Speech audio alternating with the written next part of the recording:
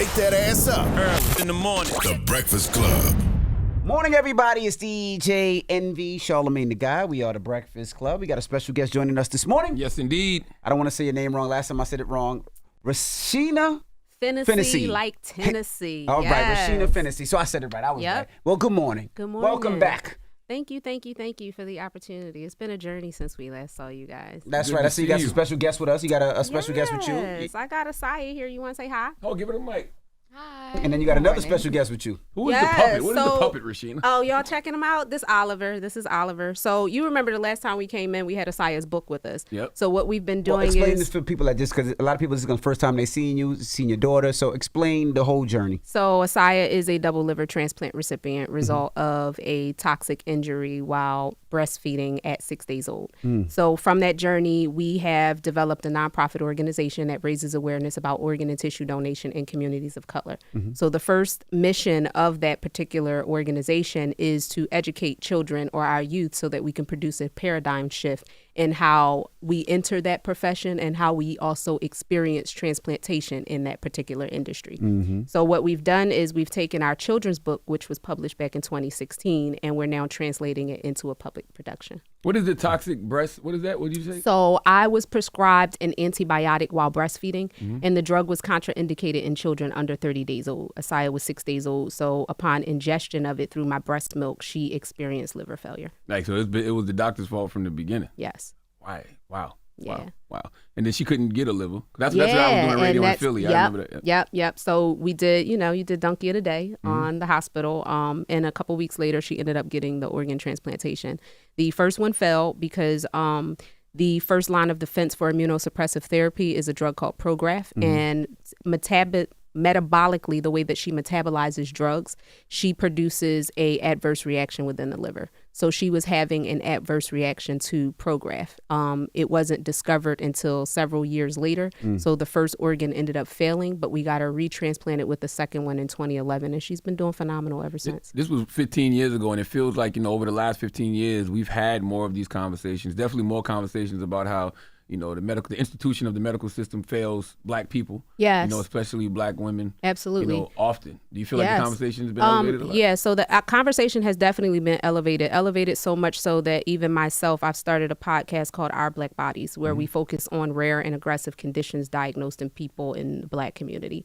And through those experiences, we talk about informed consent, how to navigate those specific systems, and, just overall health in our community, whether that's physical health or any form of mental health. So with these types of conversations happening, we do see an elevation of, people becoming more knowledgeable in the public. Tell us more about the Our Black Bodies movement. So What do you hope to accomplish with that? Oh, yeah. So my goal is to share unique stories about rare and aggressive conditions so that we can provide resources and tools to people who are navigating these specific systems. Our first episode is with a sister named Kiva Washington from St. Louis, Missouri, who was diagnosed with a rare and aggressive condition, Marfan syndrome. Not only was she diagnosed, but she talks about her unique experience, and then she shares the experiences of her sons who succumb to their condition because of the medical treatment they were receiving. So it's just shining a light in places where we don't often look, and giving people an opportunity to have a platform and a voice to share what their experiences are like so that we can transform these systems. I was going to ask, how important is knowing your bloodline, right? Like to know that, your mother or her father, or to know the history of her grandfather, her grandmother, to make sure that we can see these ailments or problems beforehand. How important is that? It's extremely important when we're talking about genetics because it can make all or end all, right? Prime example, I just finished treatment for stage 3 breast cancer, aggressive breast cancer, and I had to have a right breast essentially amputated. In going through that process, there was a lot of genetic testing that was done where they looked at a series of different gene lines that I wouldn't have even thought about before. Fortunately, I didn't have those gene line expressions, but it is important for people to understand their familial history because the more you know about your familial history, the more you know about what components can affect your genetics. So with Black people and most of us living in poverty, we are often subjected to substandards of living. So you have a lot of homes that are mold infested and you don't know there's mold spores in the air. There's been studies that were recently released in 2022 that talks about mold being implicated in various types of cancers. There's also older homes that have been built before 1978 where there's lead components in those homes. And we know that certain portions of the populations are heavily affected by lead. Not only is it just toxic in general, but there are some gene types that are more susceptible to damage than others. So when you start looking at your familial history, it'll give you a better idea or a better understanding of what your risks are when you're assessing environmental and genetic factors. Do you look on both sides? Like, do you have to go, reach out to the father and yourself? Yes. You got to do all of that? Yes. Yeah. Mm-hmm. So genetic testing is, very important. I remember at one point in time, you were working with African ancestry, and they were doing some studies. And now there's 23andMe who's offering health studies where they're looking at various screenings for, heart disease, sleep apnea, different things that poses a risk to specific populations. It just made me think about it, and has nothing to do with your situation, but when like somebody gets a sperm donor, right? Yes. And it just made me think about, damn, because how far back can you go? You don't really know, and Exactly. now you have a child which you love, but you don't know the history. You can't get to the grandmother, or in some situations if the mom and dad don't speak to each other, and he might not be willing because he might be scared. I don't know what she's using this for, so just wondering how people deal with that. Those situations. Yeah, it can be complicated, but the more you know, the better. Absolutely. Mentally and emotionally, how have you been holding up? Because you've been always fighting for Advocating. advocating and fighting for your daughter, but then you ended up having to do your own fight. Yeah, breast cancer was rough. It was really rough. 18 months of treatments, aggressive treatments, 25 cycles of chemotherapy, 25 cycles of radiation, and 23 cycles of chemotherapy. And not a lot of people make it to the end. Some of them succumb to the drugs because they are extremely cytotoxic. It doesn't just kill the bad cells, it kills good things too. So, I had my good and my bad days, but at the end of the day, that I understood my survival was necessary. I have 2 kids that lean on me. Absolutely. I was going to ask, and how did you know? Was it a mammogram, or was it something wasn't off, or something wasn't right? How did you know? Interesting enough, again, back to breast health. I was breastfeeding Assiah when she sustained her injury. I was breastfeeding my now 2-year-old when I found the lump. Right. And originally I thought it was just a clogged milk duct. So, I'm doing warm compresses, I'm massaging, thinking that, in a couple of days it'll go away. It didn't. So I had to make a trip to the doctor's office. And it was the top of the year of 2022 when I got the diagnosis. Wow. I have a friend going through a breast cancer battle right now. And I always wonder about the lumps because, like you said, women don't know what it could be. So when do you know when to go look at it? So what's interesting is that the FDA has a standard that breast screening shouldn't start until the age of 40. But what we know is in black women tend to be diagnosed much earlier. You have some women being diagnosed as early as 23 years old. So now there's this push for the standard of care to change to start screenings earlier because black women tend to be diagnosed in more aggressive and later stages. So the mortality rates for us are extremely higher. We're not beating it as, effectively as our counterparts. So with that being said, through our Black Bodies, through the pink ball that I'm throwing in the fall, we'll actually be raising awareness about the need to change these particular standards of care. Asaya, how'd that make you feel when you found out your mom was diagnosed with breast cancer? It was a lot to take in at first because, with the whole situation and having to basically essentially watch my mom go through something had a similar experience with growing up.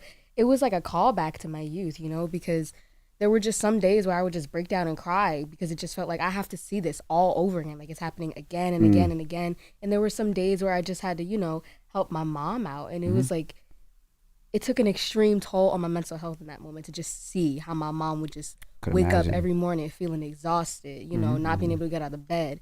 It was a lot. I'm sure you were her rock though. Like she was your rock. I'm sure you were her rock and pushed her to fight through. Did you go to therapy and stuff? I am now. Oh, no, okay.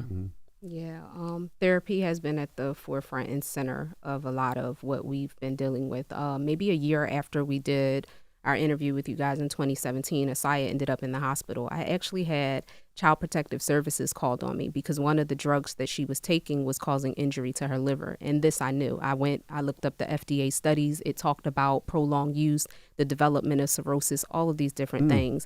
And when I challenged her team on it, I got a lot of pushback. They didn't want to listen to me. So I withdrew the drug against medical recommendation for 8 months. They wanted to go in and repeat a biopsy, but I wasn't ready to repeat the biopsy yet. I felt like she hadn't been on enough steroids to reduce the inflammatory response long enough, that she needed more time. Well, they called Child Protective Services. They intervened. We were forced into the hospital. They did the biopsy, and they came back and told me the preliminary results showed signs of rejection. That wasn't true. They obtained my consent based on that information, and she was in the hospital forced under unnecessary treatments for 4 days. By the 4th day, I'm turning off medication machines. I'm going off. And I'm like, until someone provides me with this report, no one else can do anything. You're not administering any more treatment. Well, they come in and bring me the final report, and the diagnosis says indeterminate. The pathologist made sure that he noted the previous biopsy in comparison and said that when compared to the previous biopsy, that there was significant improvement in the integrity of the liver, which essentially means that what I said was correct. Scientifically, I proved that the drug was causing injury and that there was no necessity for her to be on it. So after that, we were basically asked to leave that facility. So we travel 6 hours now for her to get treatment somewhere else. Why would they even put her on something knowing her history? Well, the combination of drugs that they had her on, and this was said directly from that particular physician's mouth, they were looking at the trajectory or the development of fibrosis over time. One of the drugs that she's on inhibits fibroblast. Fibroblast is scar tissue that forms when an injury occurs. So because it slows the process of fibroblast developing, it can slow the process of cirrhosis developing. So if you put a toxic agent combined with this particular drug, you can test or over time look at its effectiveness. It's the way you speak about this is very impressive, right? And the reason I say that is most people would have to go to medical school to be a doctor or medical school. You read to enough know. on it. You can teach yourself. But so I was going to ask, but even that, like you got to think, she still has to go to work. She still has to make money. She still has to live her day. But the fact that she has a deep dive into all of this and knows so much about it, I was going to ask, how? Hours and hours of sleepless nights trying to figure out what's going on with my daughter, because you want to do everything that you possibly can to give them the best quality of life. And in doing that, I had to get into pharmacology. I started to have sessions during the evenings where I would look up the drugs, I would look up clinical studies, I would look up adverse side effects and risks, all of these different things so that I could understand what I'm looking at when I'm at home treating my kid. You never wanted to be a doctor? I mean, when I started college, I was going to school to be a nurse. And then I went into communications, but it's like having that foundation and that background was everything for me. Asaya, what about you? How has your experiences, not just with yourself, but with your mom, how has that shaped the woman you're becoming and what you want to do in the future? It really teaches me how to be like independent very early on and be able to state exactly what I think is right in that moment. Because like, let's say something were to happen to my mom. She would no longer be there for me to like guide me through these types of situations. It really puts a lot of responsibility on me to, you know, speak up when I feel as though something's wrong, especially in my life and my medical history, you know, because at the end of the day, they don't really care for us. Like, excuse me, but they don't really care about us that much. You don't got to say excuse me for that. And so, Rob, what do you want to do? What do you want to do? I'm actually going into microbiology. What is that? We stupid. So basically there's different branches of microbiology. The one that I'm interested in going in is either parasitology or another one, but basically it looks at like the tiny organisms that the human eye can't really see. It looks at sometimes genetics, small living creatures. That I would basically be looking at germs, Infectious disease. Infectious disease. What made you want to get into that? It's kind of a long story, but we here for that. I was always like ahead in science class, and I was actually recommended by my science teacher in 8th grade to go into like the science field as I grow up, like specifically pharmaceutical field. So it was kind of like a battle between, okay, do I want to do this or do I want to get a degree in something else, because I was really going to go for fashion. But it's like, you don't need a degree to do fashion. You could do that on your own. Just sketch up some dresses, learn how to sew, and be on your merry way. So I wanted to do something that I could use in the future, something that I know I would be happy doing, that would benefit the public and help people like me, but also something I could actually use in the real world. Because there's no use of having like a degree if it's just going to sit on my wall and I'm not using it. Like, at that point, I might as well just not go to college. She's 15, yeah. You know what I'm saying? Well, talk about what's the Transformer Kids crew? So in 2018-19, we developed a children's coloring activity book. It focuses on 4 specific organ systems: the kidney, liver, lungs, and heart. In our series, and it also focuses on diversity and inclusion. One of the biggest things that we want to impress upon the industry is we need more Black children in terms of nurses, surgeons, pharmacists, social workers, and the like in this particular industry. So in our book, Sydney Needs a Kidney, this particular book has a series of like puzzling, crosswords, scrambles, all these different things, but it also features one of our city ambassadors, Philadelphia Freeway, where he talks about,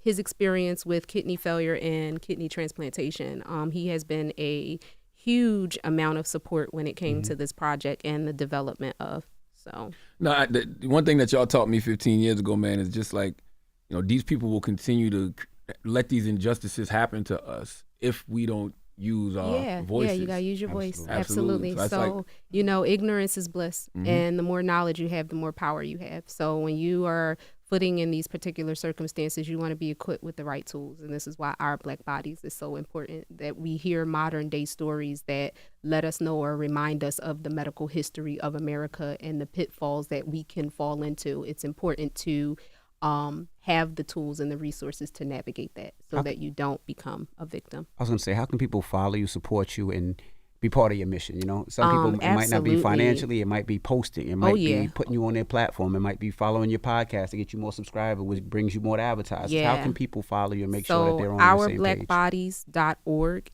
has everything linked on there, from our social media to our podcast information to fundraiser opportunities to the information about the Pink Ball in October for breast cancer awareness, by the way, which we will be raising money for the Orly Smith Research Cancer Foundation. This sister is out here doing amazing things. She is using nanos laser technology to obliterate tumors in all types of cancer. So we would like to support her cause and her effort to bring that type of technology to clinical trials. I don't want my daughters, my sisters, my cousins, or any of them having to go through the aggressive cancer treatments that I did if we can change that. ourblackbodies.org is where they can find us. I'm also working on some things where I'm developing women's mastectomy bras specific to the needs of breast cancer women. I would love to work with Savage Fenty to do that. Riri, where you at, sis? I know you did some things for your grandmother in her name, and I would love to honor and respect that by moving it forward with something else. Is that the IMAP surgery? So the IMAP surgery is a specific type of surgery where you can have an existing breast that's left after a mastectomy, and they can take that breast and sever it to build a second breast so that you don't have to use any foreign bodies or other tissues in order to do that. So with that, there is a series of different type of surgical needs or surgical garments that are required after you're done. So my focus is developing tools and resources and different things for that, and also finding a surgeon, because it's very hard in the U.S. to find someone who specializes in that. But you have a lot more people in areas like Europe or Germany who do them more frequently. That's the IMAP. And then the other AFL nonprofit? Yes. So with our AFL nonprofit, again, the puppet production is underway. We are looking for voice actors. We are looking for script writers. We are looking for producers. I seen our big friend out there. He was loving the puppet. Yo, listen, we get such amazing reactions out of the puppets when we present them to people. He was an adult responding like that. The children absolutely love it. Mack is an adult. Yeah. So, we get really good responses in terms of that. So my goal is to create something that's on the Sesame Street level. We would love to partner with y'all, Sesame Street. Reach out to you, girl. We got some amazing things. And produce a production where we can educate children about STEM and just the human body in general. And, of course, incorporating the idea or the concept of transplantation and donation. Absolutely. I want to help with a lot of that stuff, especially the line you was talking about. Yes. Because I never even knew that. I never even thought about that. So as I'm sitting here right now, I have a prosthetic in, and the prosthetic sits inside of a pocket in the bra, so that way it's seamless. I can appear in public without people having to feel uncomfortable about me missing a body part. You know what I'm saying? I mean, I don't care. I will walk around, loving this body any way that it is. But for women who can't exist in that space, they need something to make them feel comfortable. Is that for women who can't afford like an implant? Yes. Okay, yes. Got you. So what would it be? It'd be a bra? So it's a bra with basically like a silicone prosthetic. It's almost very similar to the silicone implant that you would have surgically placed, but you can remove it and put it inside of various bras whenever you need to change your garment. You know what it sounds like? And it's going to sound stupid, but I know when women get a lot older and they start losing weight, they have like it's like I don't want to say a fake butt, but it's like a panty butt type lift. that is like a butt with like similar to with that. the padding. Yeah, exactly. with the padding. It's very similar to that. Absolutely. Mm-hmm. I mean, with what Rihanna has done, she has basically revolutionized the game when it comes to intimate wear. You know, Victoria's Secret used to be the thing, and I'm sorry, y'all, but it's not no more. Riri is dominating 100%. it. Mm-hmm.